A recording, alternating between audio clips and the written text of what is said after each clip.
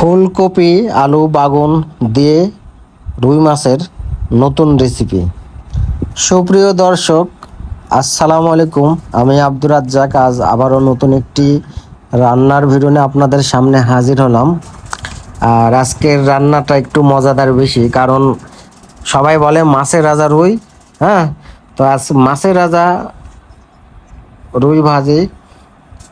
আপনারা প্রথমে দেখতেছেন মাছটা আমি তেলে ভেজে নিচ্ছি। আর আসলে ভাজা মাছের তরকারি খুব স্বাদ লাগে। এত স্বাদ কে, সেই স্বাদ আমার খুব ভালো লাগে। আমারও সব রান্নার ক্ষেত্রে আমি মাছ প্রথমে ভেজে নিই। মাছ ভেজে কমপ্লিট হয়ে গেল। আপনারা দেখতেছেন এখানে পটল একটু কয়েক পিস দেওয়া হয়েছে, ফুলকপি আলু একসঙ্গে দিয়ে একটু ময় মশলার উপর একটু মিশ্রণ করা হচ্ছে। আপনারা দেখতে পাচ্ছেন যত মাছ ভেজে নেওয়া হয়েছে এখানেই।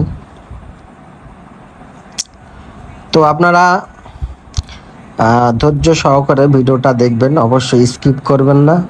কারণ যারা নতুন, যারা কখনো রান্না করেনি, রান্নার বিষয়ে অভিজ্ঞতা নাই, তাদের জন্য এই ভিডিওটা অনেক উপকৃত। তাই আপনাদের বলবো, আপনারা ফুলকপি আলু পটল এক জাতীয় সবজি বলে, এই সবজিটা কিভাবে রুই মাছ আপনি এই সবজি তরকারির সাথে খাবেন ঝোল করে।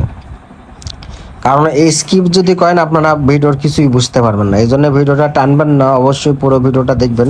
দেখেন আমি কিভাবে সবজিগুলো কড়াইয়ের উপর একটু অনচাই নিতেছি, কারণ একটু হালকা রসটা মেরে নিলে তারপরে একটু একটু ভালো হয় আর কি।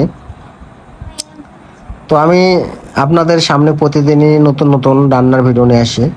যেহেতু অনচানা কমপ্লিট, এখন দেখেন এখানে পেঁয়াজ মরিচ হলুদ সব ধরনের ময় মশলা একত্রিত করলাম, করার পরে একটু কষায় নিয়েছি।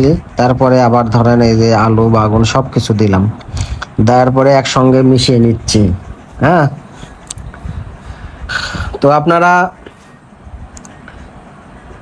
অবশ্যই যারা নতুন মানুষ, আমি আবারও বলতেছি, আপনারা ভিডিওটা অবশ্যই পুরোপুরি দেখবেন, এতে আপনারই উপকার। কারণ অনেকে রান্নার বিষয়ে ধারণা কম, কারণ রান্নার কাজ তো অনেক কষ্ট। যারা অনেক মেয়ে মানুষ আছে, অনেক আমার বন্ধু বোন আছে যাদের এখনো বিয়ে শাদী হয়নি, রান্না হয়তো তেমন জানে না। হ্যাঁ, কারণ সব মেয়েরাই বাবার বাড়ি থাকতে রান্না বান্না সেরকম ভাবে জানেও না। অনেকে জানে, অনেকে বেশিরভাগই না জানা। কারণ আমার ওয়াইফ যখন তার মায়ের বাড়িতে ছিল, সে রান্না বিষয়ে কিছুই জানতো না। পরে আমার বাড়িতে আসার পরে আমি রান্না বান্না করা শিখেছি।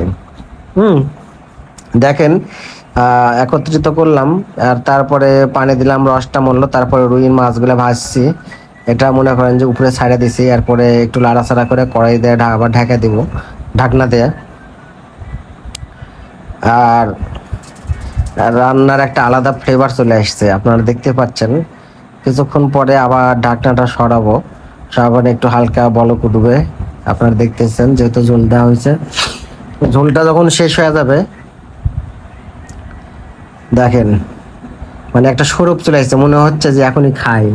হ্যাঁ, রান্নাটা আমার কমপ্লিট। আপনারা দেখছেন আমি গাবলার ভিতর ঢালছি, অত্যন্ত সুন্দর। মা দেখলে মনে হয় যে ভাতের সাথে মাখালে মনে হয় যে 2 প্লেট ভাত সাথে সাথে খাইতে পারবেন।